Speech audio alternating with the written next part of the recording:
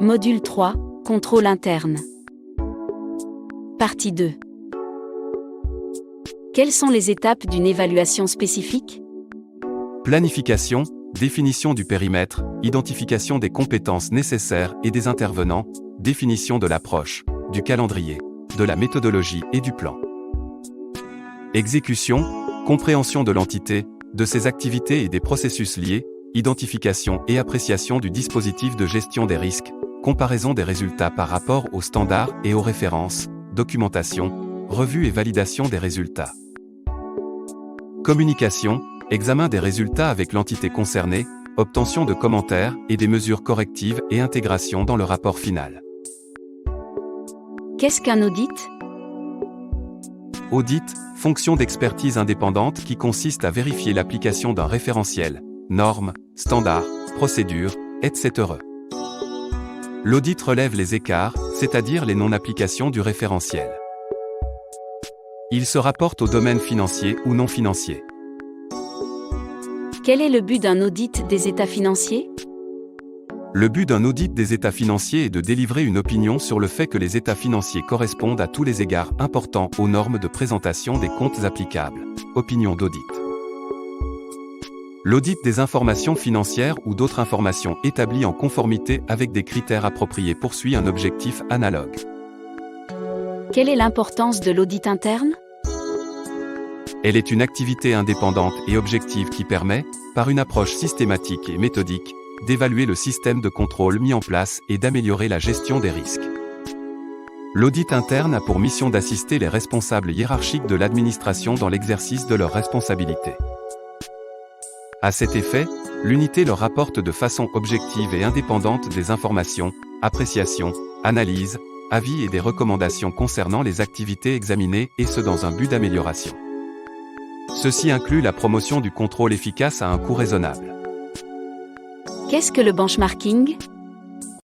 C'est une méthode de comparaison systématique des processus et / ou des performances entre deux ou plusieurs organisations dans le but d'apprendre à partir des meilleures pratiques. Une équipe d'amélioration interne se chargera de mettre en œuvre la bonne pratique en l'adaptant à l'organisation. C'est quoi le DELFI? Et quelle en est sa consistance? C'est une méthode qui permet de formaliser un jugement d'expert. Elle consiste à demander séparément leur avis à des experts sur un sujet particulier. Chaque expert présente son avis par écrit à un coordinateur. Ce dernier établit un résumé des avis reçus et le transmet à chaque expert pour qu'il puisse en prendre connaissance. Les experts peuvent à cette étape éventuellement reformuler leur avis. Puis, les experts, dont l'avis diffère sensiblement de celui des autres, doivent justifier leur point de vue.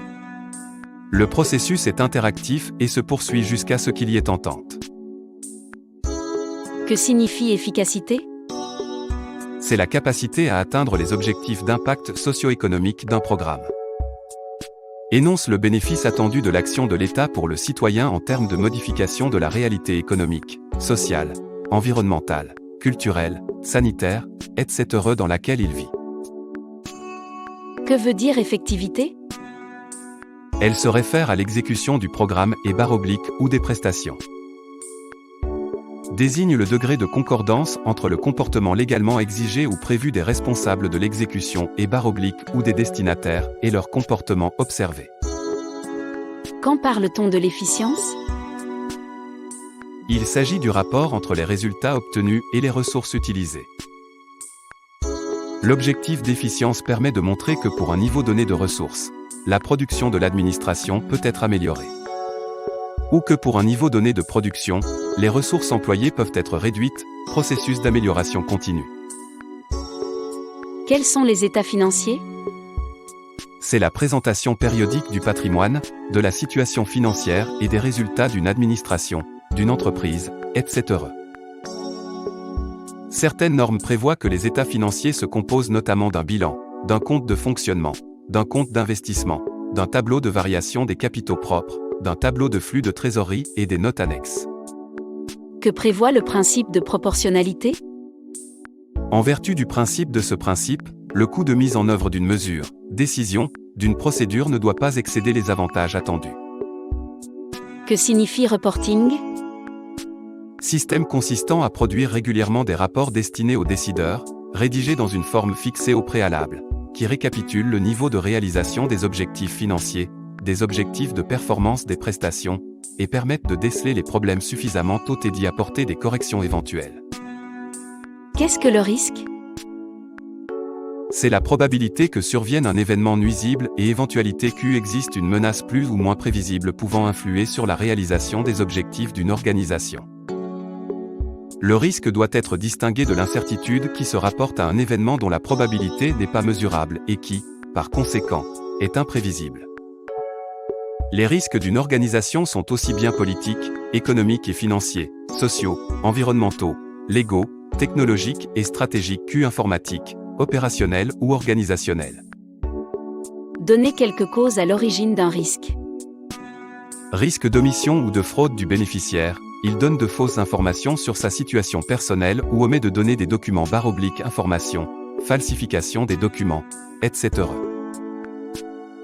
Risque d'erreur du collaborateur de l'État, interprétation erronée des informations, formation insuffisante en matière de loi, règlements, directives et procédures, confusion dans les dossiers, etc. Risque d'erreur du système ou d'autres personnes impliquées dans le traitement du dossier, le système calcule une prestation de manière erronée, erreur de saisie des ressources et charges du bénéficiaire, etc. Risque de fraude du collaborateur ou d'autres personnes impliquées dans le traitement du dossier. En quoi consiste le contrôle physique ? La sécurité physique des équipements, des stocks, des liquidités et autres actifs doit être assurée. Les biens doivent être inventoriés périodiquement et l'inventaire physique doit être rapproché des montants comptabilisés.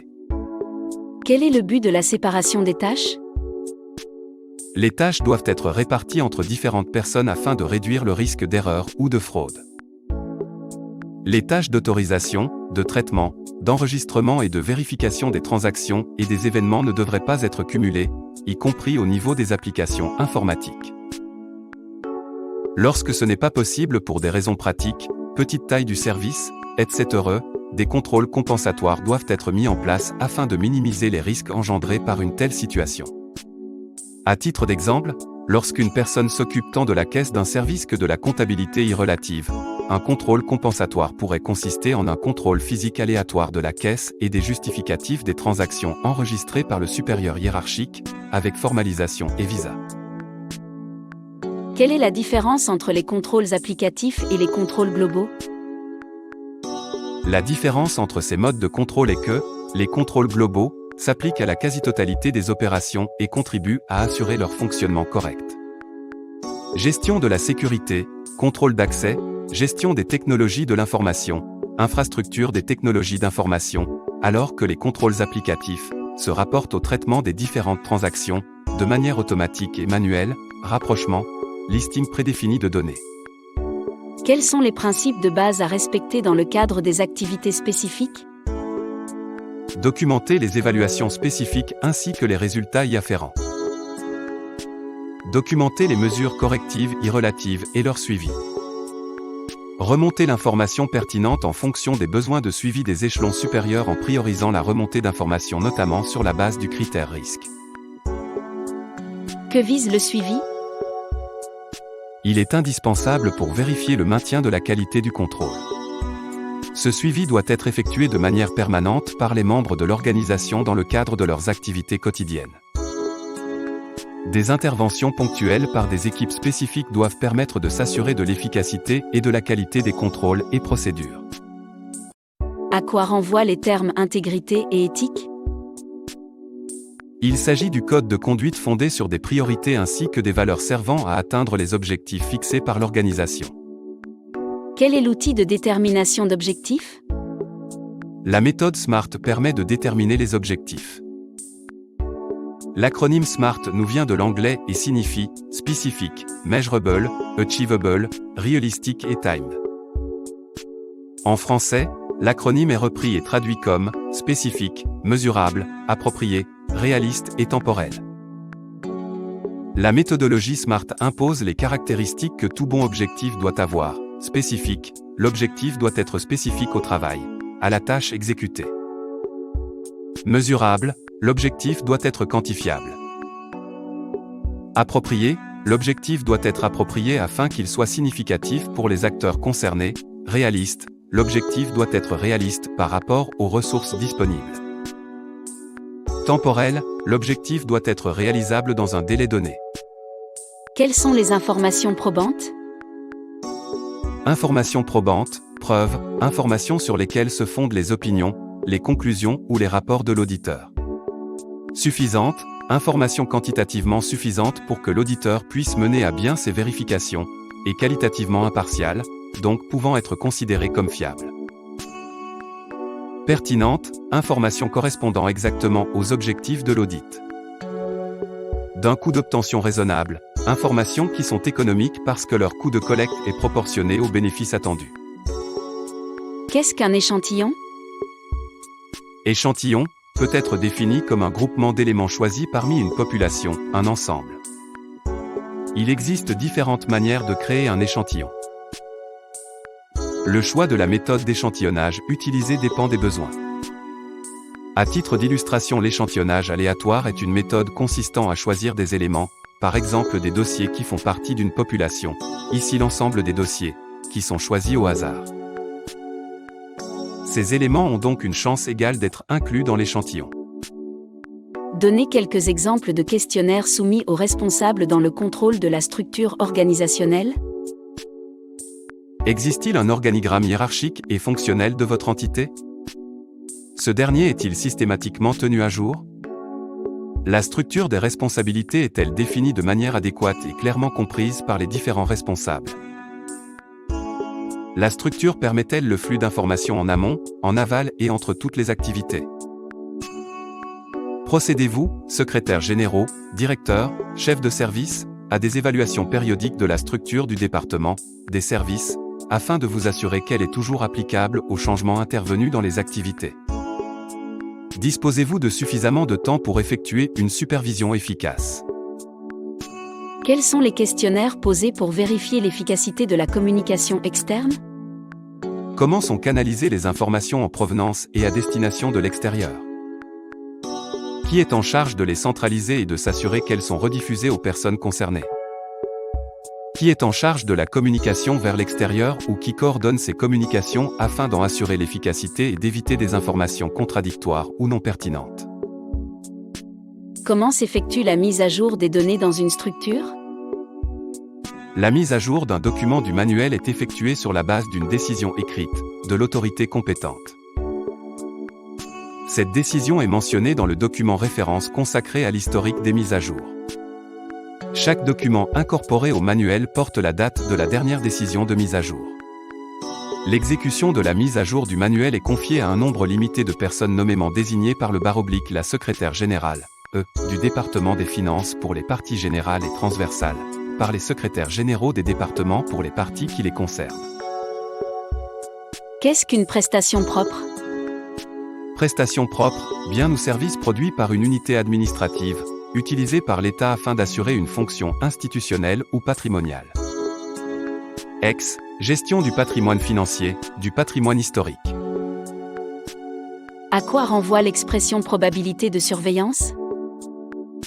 Probabilité de survenance, chaque responsable hiérarchique doit déterminer la méthode à adopter suivant le risque. Les méthodes peuvent être quantitatives, basées sur des méthodologies statistiques, ou plus intuitives, par exemple un jugement d'expert se basant sur l'expérience. Parfois la méthode intuitive sera la meilleure et / ou la seule solution disponible. Qu'est-ce que le tableau de bord? Tableau de bord, ensemble d'indicateurs qui donnent une vue de la situation et de son évolution probable par rapport aux objectifs.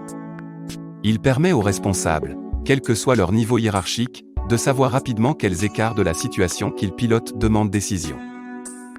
Il permet de vérifier ensuite si les actions prévues sont effectuées et les objectifs atteints. Les indicateurs du tableau de bord provoquent ainsi une action correctrice concertée et permettent d'en suivre l'application. C'est le support pratique de la direction par les objectifs. Que signifie le top-down approach? Top-down approach, dans la définition d'indicateurs de performance, littéralement, du haut vers le bas. Approche qui consiste à définir des indicateurs de performance en partant d'indicateurs globaux qui seront décomposés en indicateurs plus fins dans le but de fournir des résultats et interprétations plus détaillées. La value at risk, VAR, dites ce que c'est? Value at risk, VAR, représente la perte potentielle maximale sur la valeur d'un actif ou d'un portefeuille d'actifs financiers compte tenu d'un horizon de détention et d'un intervalle de confiance. Elle se calcule à partir d'un échantillon de données historiques ou se déduit de lois statistiques. Qu'est-ce que le « Balanced Scorecard » ? Encore appelé le tableau de bord prospectif, et le tableau de bord prospectif est une technique qui permet de diriger une organisation au moyen d'indicateurs provenant de plusieurs points de vue stratégiques différents. Le tableau de bord fournit une vue de la performance générale de l'organisation en intégrant les mesures financières avec d'autres indicateurs de performance clés provenant du point de vue du client, des processus de travail interne, ainsi que de la croissance, de l'apprentissage et de l'innovation organisationnelle. Le modèle met l'accent sur l'importance d'équilibrer les buts à court et à long terme, la stabilité et le changement, aussi bien que sur les processus internes et les relations avec les parties prenantes externes. En quoi consiste la procédure dans le cadre interne? Procédure, généralement spécifiée par écrit, une procédure comporte l'objet et le domaine d'application de l'activité spécifiée et décrit, ce qui doit être fait. Qui doit le faire? Quand, où, comment cela doit être fait? Quels moyens doivent être utilisés? Comment cela doit être enregistré et maîtrisé? Les décisions à prendre et / ou les tâches à réaliser sont prévues à l'avance en fonction des caractéristiques de la demande reçue. La procédure prend en compte les exigences légales et opérationnelles sous forme de règles à appliquer selon les cas. Quels sont les buts du contrôle opérationnel? Intégrés au processus de travail, les contrôles opérationnels ont pour but de vérifier l'enregistrement des données, vérifier la pertinence des pièces justificatives et autres documents, vérifier le respect des règlements, normes, procédés, politiques, délégation de pouvoir.